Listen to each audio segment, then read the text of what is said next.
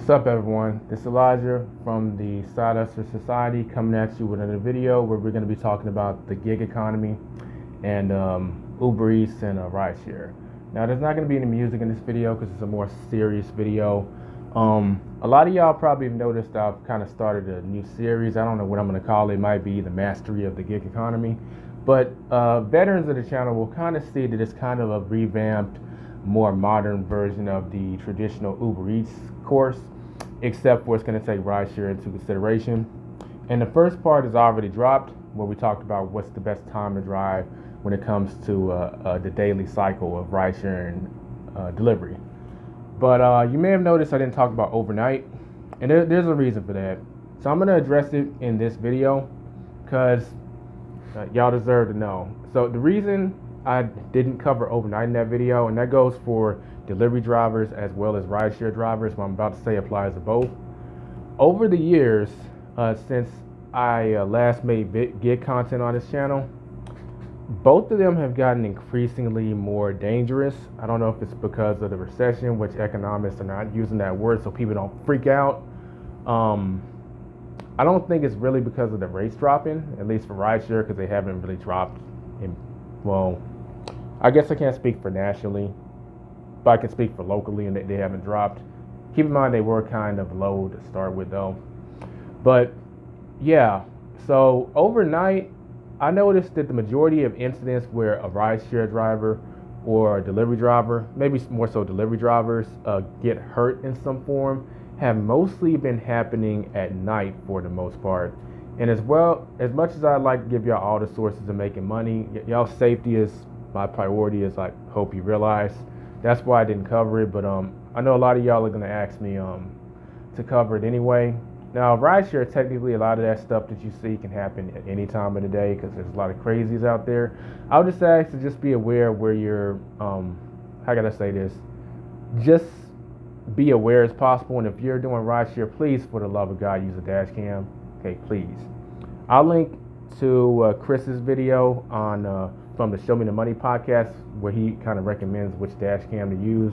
But just get a dash cam. That's the safest way to protect yourself, aside from protect yourself like.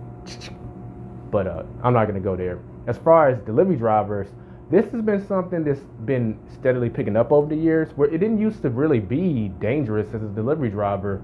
It was actually the safe alternative to rideshare. I knew a lot of people that did delivery because they thought rideshare strictly was unsafe. Now, a lot of people have reasons why they don't do rideshare, but some people, that was their reason. Like a burrito is not going to attack you in the car, and now delivery drivers are showing up to places and getting hurt or getting killed. And I'm not going to give you any one instance. You can Google it. But like I said, I know it's a lot of these who take a night, which is why I was hesitant to talk about it. Just please take care of yourself, okay? And when it comes to delivery in general, I have areas in my city that I have a sundown rule.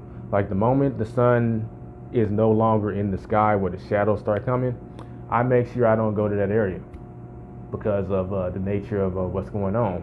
In fact, I would go as far as to say that big metro cities in general are off limits after like 7:30, and if I want to keep going, I go to the suburbs. So just take care of yourself and take what I'm saying into consideration before I go into the popping times overnight. So the dynamics of overnight, like we talked about in the last video, the supply, which is the amount of people placing orders, and demand is the amount of people who are requesting rides on rideshare. And we're looking at drivers, delivery drivers, how many are on the road, as well as rideshare drivers. So overnight, we'll cover delivery first. Well, no, we'll cover rideshare first. So overnight, there's activity, there's demand because most people aren't willing to do it, but you're going to have to experiment with your market to see what areas tend to have the most activity. But if you want to make the most money, it's always going to be the bar rush. So the bar rush is between the hours of 12 a.m. and 3 a.m. That's when the bar rush is really sizzling, and people tend to be going to the bars. Kind of starts like at 9 o'clock actually, but they really start maybe around 10, 11-ish. And when you're taking people to the bars, you're going to be dealing with rowdy crowds. They're ready to, let loose. And when you're picking people up in the bars and they're bar hopping or going back home, you're going to be dealing with drunk people. Make sure you have vomit bags, that kind of thing. Yeah. But there's plenty of surge. So that's a plus. I'm going to be honest. The flat rate surge, well, I'm not going to go there. I personally don't think the bar rush is worth it for rideshare because it's not the multiplier surge it used to be. I don't think the flat rate surge really serves enough balance to the equation in terms of earnings to justify doing it. That's why I haven't been doing the bar rush. As far as the days, which we'll cover in the next video, I'll generally say this because I'm not going to cover it in the next video. Friday, Saturday, those are the sizzling times to do the bar rush. So keep in mind wherever the bars are located in your city, where they're kind of consolidated within a 5 or 6 mile radius, I'll say. That's the area that's usually popping. So yeah. Switching over to delivery, the bar rush is relevant for you because rideshare drivers will be taken off the road, and there are people ordering food overnight. And you can take advantage of the surge if you have a dual account where you're accepting Uber Eats orders and also rides. You can just turn the rides portion off and grab the surge in those areas. Minus the bar rush, you want to take a look at the Uber Eats app, customer app, to see what restaurants are even open after 10 o'clock and 11 o'clock and midnight. So you need to know like each of those time periods what restaurants are closing. Then anything still open after midnight for the most part is going to be the 24-hour restaurants, or some close at 2 o'clock. Make sure you kind of, I would write this down if you need to, but if you don't have to, just have it in your mind what restaurants will be open, and that'll inform where you want to set up shop as far as a hotspot. That covers the times as far as overnight goes. Like I said, I really didn't want to talk about it because I don't think it's safe anymore. But I knew that y'all wanted to know the information. Do with it as you will. Just please take care of yourselves.